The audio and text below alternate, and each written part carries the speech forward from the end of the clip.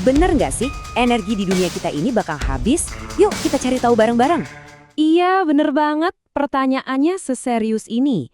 Kedengarannya emang kayak cerita film fiksi ilmiah ya, tapi ini tuh kekhawatiran yang beneran ada, dan kita akan bedah semuanya berdasarkan fakta dan sains. Oke, ini dia peta petualangan kita hari ini. Pertama, kita bakal bongkar misteri energi yang ada di sekitar kita. Kedua, kita akan hadapi satu masalah besar. Ketiga, kita bakal kenalan sama pasukan pahlawan energi. Dan yang terakhir, ada misi penting nih buat kamu. Udah siap? Langsung aja kita mulai. Bagian pertama, misteri energi di sekitar kita. Kita bakal coba cari tahu apa sih kekuatan tak terlihat yang bikin mobil bisa jalan, kipas angin muter, bahkan badan kita sendiri bisa bergerak. Penasaran kan? Coba deh kita iseng berandai-andai sebentar. Gimana jadinya kalau di dunia ini sama sekali nggak ada energi, nggak ada cahaya, nggak ada panas, nggak ada gerakan? Wah, bahkan otak kita buat mikir aja nggak akan bisa. Ternyata energi itu ada di mana-mana dan penting banget buat kita. Jadi energi itu sebenarnya apa sih? Gampangnya gini, energi itu adalah kemampuan untuk melakukan sesuatu. Dan ada satu aturan super penting soal energi. Energi itu abadi. Dia nggak bisa diciptain atau dimusnahin loh. Dia cuma bisa berubah bentuk. Kayak ganti baju aja, keren kan? Dan bentuknya itu macam-macam banget. Ada energi gerak atau kinetik, kayak bola yang lagi ngelinding. Terus ada energi potensial, energi yang tersimpan misalnya di buah yang masih gantung di pohon. Ada juga energi panas dari api, energi listrik yang nyalain gadget kita, sampai energi cahaya dan bunyi dari TV. Semuanya ini satu keluarga besar energi.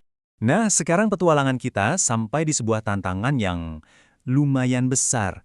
Kita bakal ketemu sama penjahatnya nih di cerita energi kita, yaitu ketergantungan kita sama sumber energi yang jumlahnya terbatas. Coba kita lihat perbandingannya. Di satu sisi ada energi tak terbarukan alias energi fosil. Jumlahnya terbatas jadi suatu saat pasti bakal habis. Proses terbentuknya aja butuh jutaan tahun. Dan sayangnya ini yang bikin masalah. Dia mencemari lingkungan. Nah di sisi lain ada energi terbarukan. Yang ini gak bakal habis-habis, datangnya dari alam dan pastinya jauh lebih ramah lingkungan. Siapa aja sih tim energi fosil ini? Ada minyak bumi yang jadi bensin buat kendaraan kita. Terus ada batu bara dan gas alam. Walaupun mereka ini ngebantu banget kehidupan modern kita, tapi mereka punya dampak negatif yang serius banget. Polusi udara dan pemanasan global. Dan ini dia nih poin pentingnya. Cadangan energi fosil kita itu makin lama makin sedikit, sementara kebutuhan kita makin banyak. Artinya kita benar-benar menghadapi potensi krisis energi. Ini bukan cerita fiksi loh, tapi peringatan serius buat masa depan kita semua. Eits, tapi jangan pesimis dulu. Di setiap cerita yang ada tantangannya, pasti selalu ada pahlawannya dong. Nah, sekarang waktunya kita kenalan sama pasukan penyelamat yang datang langsung dari alam buat kasih kita solusi. Kenalin, inilah dia pasukan energi bersih. Kita mulai dari yang paling bersinar ya, si pahlawan matahari. Setiap hari, dia ngasih kekuatannya secara gratis dari langit. Dan kita bisa loh manfaatin kekuatannya itu buat jadi listrik. Gimana caranya? Gini, bayangin deh panel surya itu kayak jaring penangkap cahaya. Jaring ini nyerap energi matahari, terus diubah jadi listrik jenis khusus yang namanya DC. Tapi listrik di rumah kita itu jenisnya beda, namanya AC. Nah, disinilah ada alat namanya inverter yang tugasnya jadi penerjemah ajaib. Dia ngubah listrik DC tadi jadi AC. Dan, tada, listriknya siap deh dipakai di rumah. Tentu aja, setiap pahlawan pasti punya kelebihan dan kekurangan. Pahlawan matahari ini kelebihannya bersih dan perawatannya ganteng. Tapi kekurangannya, kekuatannya itu tergantung cuaca. Kalau mendung, ya kurang maksimal. Dan pastinya, dia istirahat kalau malam hari. Lanjut, kita kenalan sama pahlawan angin. Atau boleh juga kita sebut udara yang lagi buru-buru. Sesuai namanya, dia manfaatin hembusan angin buat menghasilkan listrik. Cara kerjanya sebenarnya simpel. Angin niup baling-baling raksasa sampai muter kenceng. Nah, di dalamnya itu ada yang namanya gearbox. Ini fungsinya kayak gigi di sepeda. Bikin putarannya jadi ribuan kali lebih cepat. Putaran super cepat inilah yang akhirnya menggerakin generator buat bikin listrik. Abis itu, listriknya dikirim deh ke rumah-rumah. Gimana rapornya? Wah, dia ini bersih banget, emisinya 0. Tapi, yaitu, kekurangannya kita nggak bisa jadwalin kapan angin mau niup kenceng kan? Dia juga butuh tempat yang luas dan kadang-kadang suaranya bisa agak berisik. Pahlawan kita yang ketiga adalah pahlawan veteran di tim ini. Pahlawan air. Dia ini si kuat yang stabil dan udah jadi andalan energi bersih dari dulu banget. kekuatannya datang dari air yang jatuh. Di sini, yang jadi bintang utamanya itu gravitasi. Air yang ditampung di bendungan tinggi itu punya energi yang tersimpan.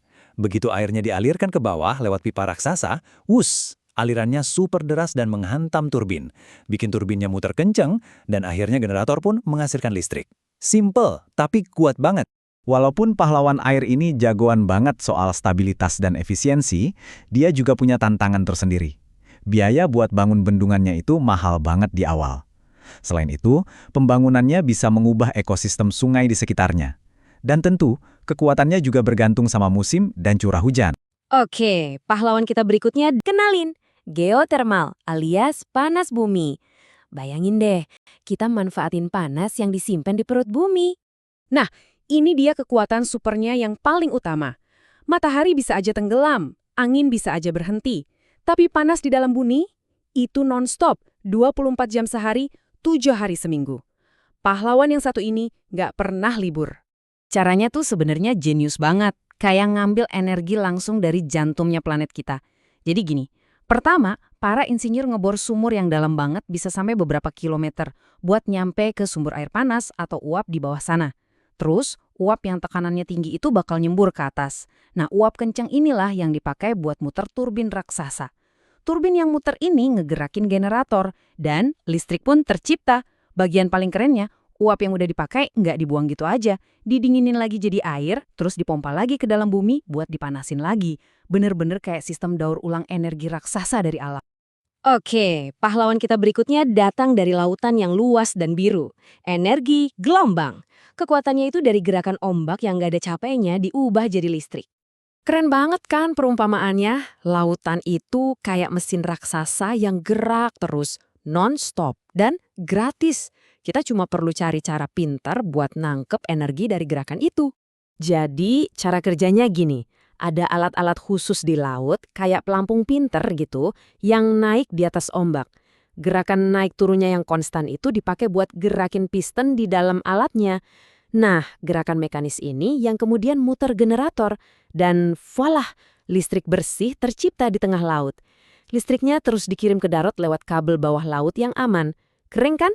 Alam yang kerja, kita tinggal nyambungin kabelnya. Dan pahlawan kita yang terakhir, ini mungkin yang paling nggak kamu sangka-sangka. Kenalin, biomasa.